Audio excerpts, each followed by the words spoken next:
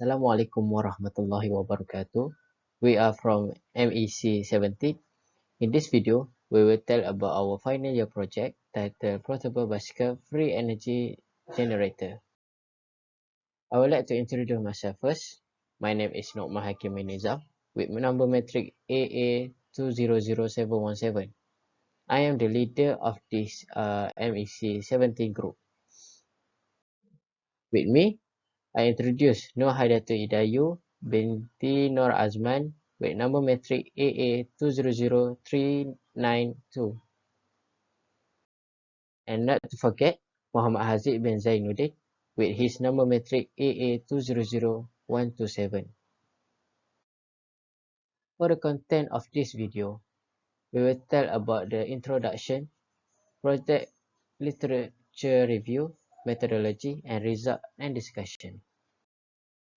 For starters, the background of the study that took place is electrical energy is significant to us since it is now a part of everyday life and it is vital to the economy. Due to our dependency on non-renewable energy sources, the world will run out of energy in a few decades. Conserving non-renewable energy sources will developing a new renewable energy sources in one of the modern era's global goals.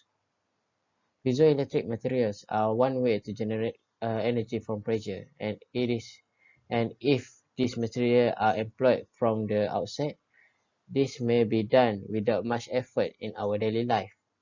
A transducer, also known as a pickup or sensor, is a device that converts shock or vibratory motion into an optical, mechanical, or more often electrical signal proportional to a motion characteristic. A portable bicycle free energy generator is a power generator that uses the piezoelectric principle to create volt in generating voltage. Without piezoelectricity, cyclists will suffer, particularly in terms of safety. If it totally depends on batteries, all of the safety devices may fail to operate over extended periods of time. The idea behind the portable bicycle free energy generator is to include a piezoelectric transducer inside the cycling seat. Cycling is dangerous due to the lack of safety equipment and energy sources, especially at night. Most bicycles still use a dynamo mechanism to generate sufficient electric to operate the light. While the dynamo system is not outdated, it is no longer a viable option. This is since the dynamo produces relatively little power and is completely reliant on the vortex speed of the bicycle's tires. Long-distance cyclists who are rely on electrical energy to charge their equipment will also suffer because of energy limitation. In this case, we use a piezoelectric power generator to incorporate GPS or compass with a front light. Because all devices have a limited battery life, we may use a portable bicycle power generator to recharge them, allowing long-distance cyclists to use them. Consequently, a cyclist will feel more secure, particularly at night. Apart from that, this idea may assist us in reducing our dependency on non-renewable energy sources. For the objective of this project, first, we want to study the potential of the piezoelectric as an energy harvesting device. Second, we want to design and develop a portable bicycle free energy generator for cyclists. And third, to perform a parametric analysis on the free energy generator characteristic. Okay, for the scope of this project, first we want to we use PZT type piezoelectric sizing 27mm and 35mm. Second, the location of the piezoelectric is attached to the bicycle seat. Third, portable in design and easy to install. The project can be plug and play. Okay. Fourth, the generator is capable to generate a voltage in the range of 9 to 12 volts. Okay. Next, the application is only for road bikes, and the electrical are in uh, direct current so that it can be continuous charging. So for the literature review, I will describe about the past studies and some ideas that have been improvised from past ideas. For piezoelectrics, based on previous studies, they are used piezo measuring 50 milliliter, which successfully produce an average of 5 volts. There are also two types of shapes used in previous studies, namely piezo disc, circle shape, and piezo plates, square shapes. There are two product different value based on the shapes themselves. Other than that, the working temperature range for piezoelectric force sensor should be negative 50 to 250 Celsius. So for temperature is not the main problem in making our project. Piezoelectric sensor have a maximum pressure of 1000 psi and voltage measuring range of up to 5 volts. So we managed to implement our project to use on a bicycle. This is because cycling has a good effect on the health of user and enjoyable exercise. So we have the opportunity to identify problems and the solution in support the world of bicycle sports. So for the bicycle, we managed to use the road bike as many people start using road bike as their cycling activity. It is also really light and very practical to use for long trips. We install a piezoelectric behind the bicycle seat to generate pressure and enhance voltage because of the seat area provide more pressure than any other places. So for the pressure, based on the picture, males had an interior area of increased pressure, while females definite interior pressure spot separate from smaller pressure patches into the posterior saddle area.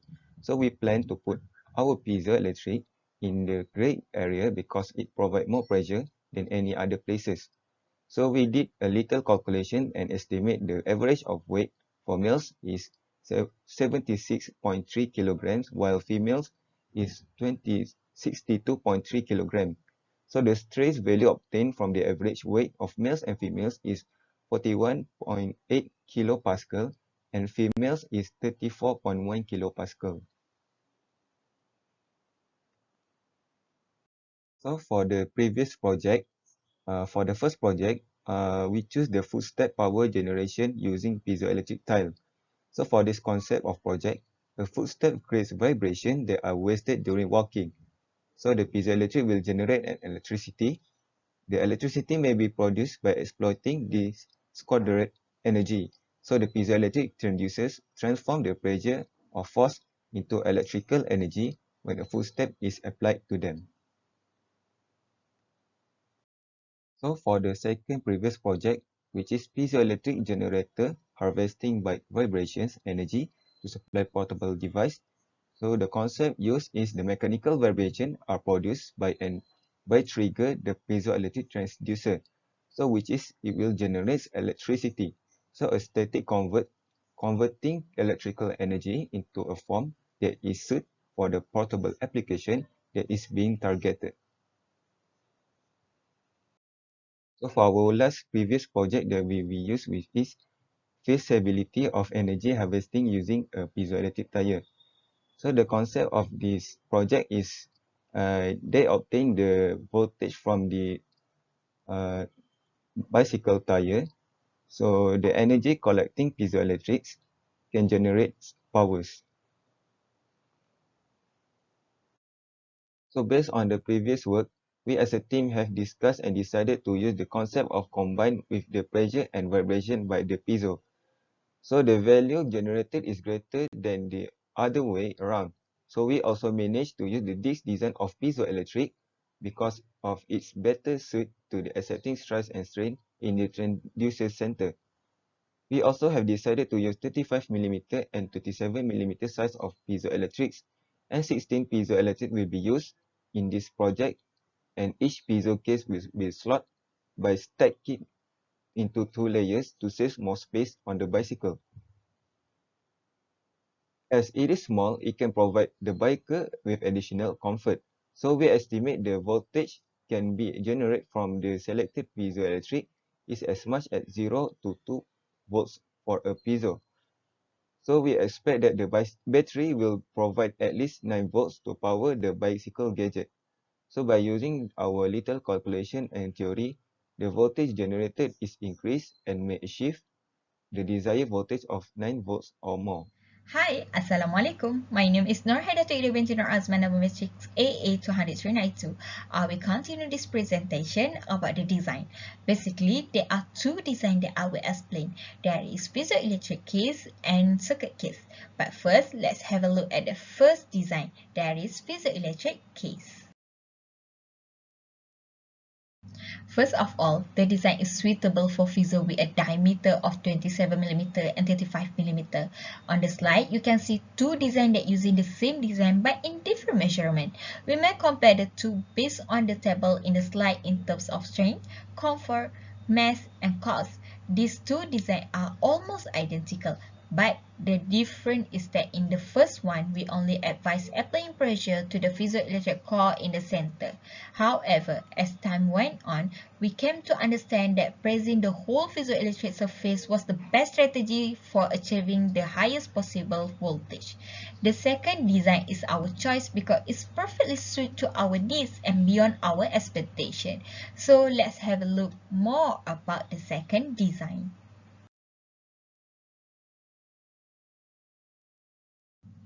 Okay, as you can see from this slide, this case can be broken down into three sections. The first one is the green color, the second one is yellow, and the third one is blue. Stacking two piezoelectric in the bright color is that we are going to do in order to get the greatest voltage. The dark blue is where the circuit piezoelectric wire will be routed. Okay, next one. Isometric views of the piezoelectric enclosure are shown on the slide. The piezoelectric 27mm measurement is on the left. On the other hand, the piezoelectric 35mm measurement device may be found to the right. So here is a video showing how to assemble the three sections of the case, starting with the blue base and finishing with the part C. Generating by this process is a piezoelectric case.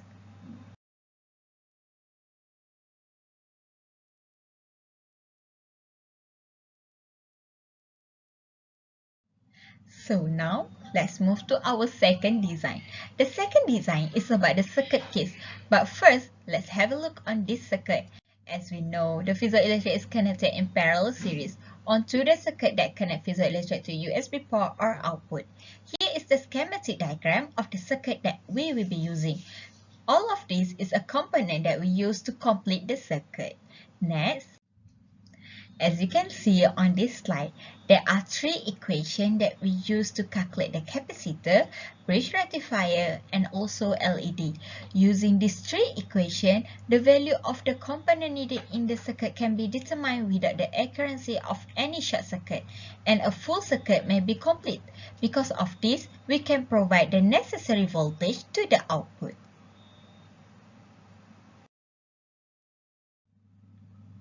So, since we have not finished our circuit yet, we can't say for sure how big this case is. However, we have come up with a design for the bicycle that works well. As a result, the circuit case design may be seen on the slide. Let me tell you more about this concept. As you can see, a tiny hole in the form of a semi-cylinder is utilized to connect a piezoelectric wire to the circuit within the casing. The side circular section serves as an LED, while the rectangular part next to it functions as a switch. There will be a bright LED light if the switch is turned on. A bicycle circuit case is attached to the bike with the arc in this example. Printed from a single piece of plastic, each of this design is created using a 3D printing technology. It's a patchy the plastic that we use. For cost, this is what it will cost to complete this project. 158 ringgit 30 cent is the sum of the manufacturing overhead and direct labor costs. That's all from me. I will pass this presentation to the next presenter. For Chapter 4, we have done an initial test. The results obtained and are discussed and analyzed to obtain the expected values. For initial test, our goal was to obtain the maximum voltage values of a 27mm and 35mm piezoelectric sensor. In addition, we want to make sure that the electric component we have purchased work properly. Based on the circuit diagram, we construct the circuit on a breadboard, and the voltage reading generated by the 37mm and 35mm piezoelectric were recorded using a multimeter.